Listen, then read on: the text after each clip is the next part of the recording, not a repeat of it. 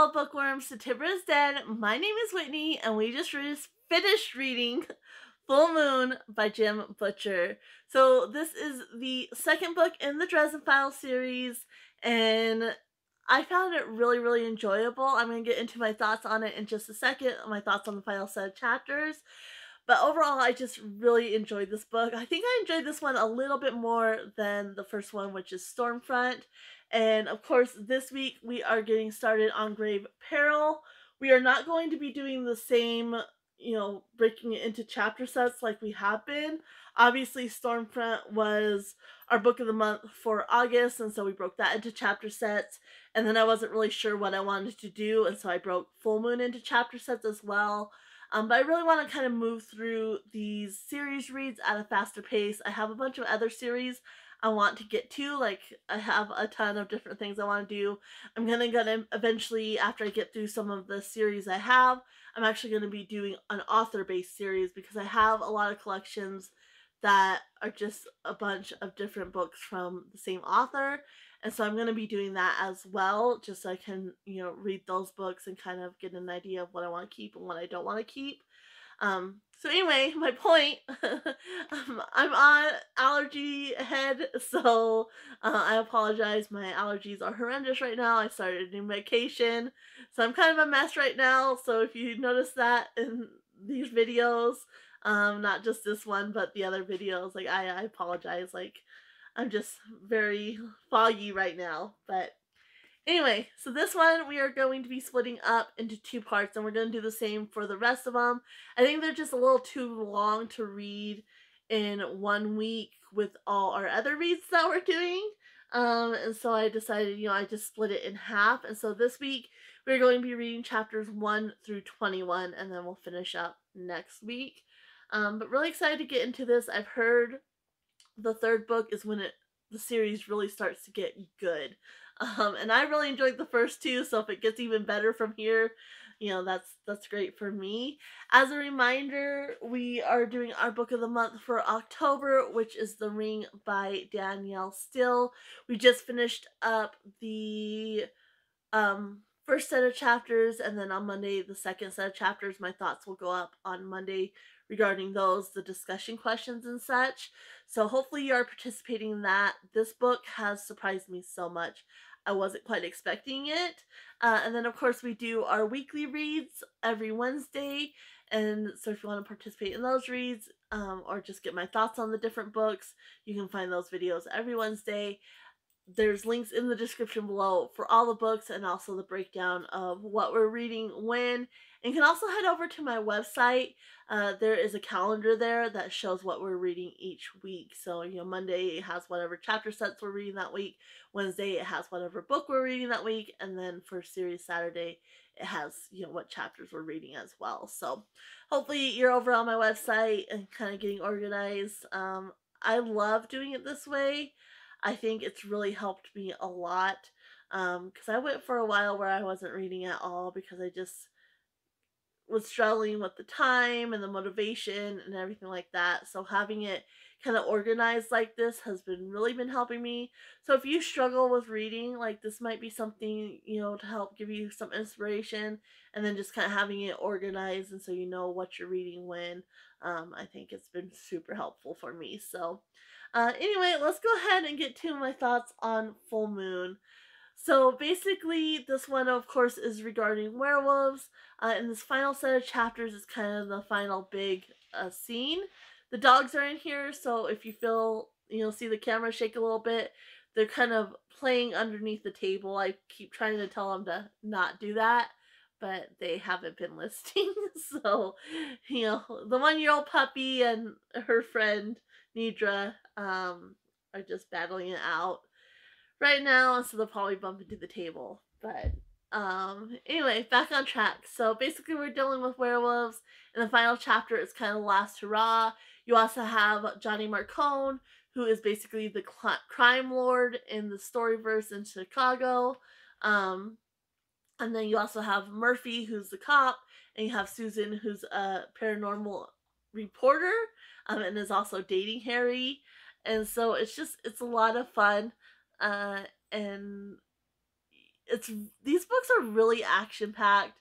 There's right from the beginning there's kind of like these intense interactions, and the full moon was the same way. Stormfront was like that, full moon's like that. And Harry kind of has a knack for getting himself into trouble, but then he also has a way where he kind of defies all odds, and manages to kind of get out of trouble. But this final scene in these sets of chapters were so intense, and if it was a movie, it's definitely one you'd be on the edge of your seat, like what's gonna happen. That's exactly how I felt reading these chapters, like what's gonna happen, how is he gonna get out of this, like there's no possible way for him to get out of this. And he just kind of, one of my favorite things about Harry as a character is he thinks outside of the box. So he does have a lot of knowledge, and he is very powerful in his own right. But like in this book, his magic is kind of depleted. He makes a mistake and he kind of depletes his magic. And so he doesn't have access to that, and he has to kind of think outside the box to get out of the situation. And then also just the willpower to live, like he always manages to pull something off. And we do see that in this book as well. And yeah, it's just very intense but very enjoyable as well. And basically there's different types of werewolves, which if you've been following along, I mentioned it, pretty much every video. But you have your classic werewolf, which, like, they're not really magical, but that's like their one power. They can turn into a wolf, and they still retain their humanity. They can kind of change at will. And then you have a werewolf where somebody turned them into a wolf, and they have no control. They can't turn back. And eventually they end up losing their humanity because they're stuck as a wolf and they just kind of lose that humanity. And then you have your Hexen wolves, which play a big part in this book, and that is wolves where they made a deal with like a demon or dark wizard or somebody, and so they kind of have a talisman where that allows them, that holds their power, and there allows them to turn into the wolf, and they kind of lose their humanity, like the dark power just kind of fully takes over them.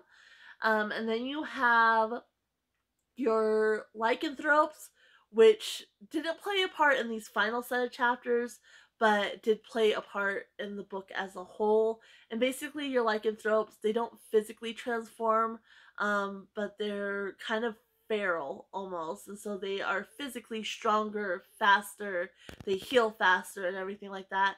And they're just kind of like these humans, like feral humans essentially.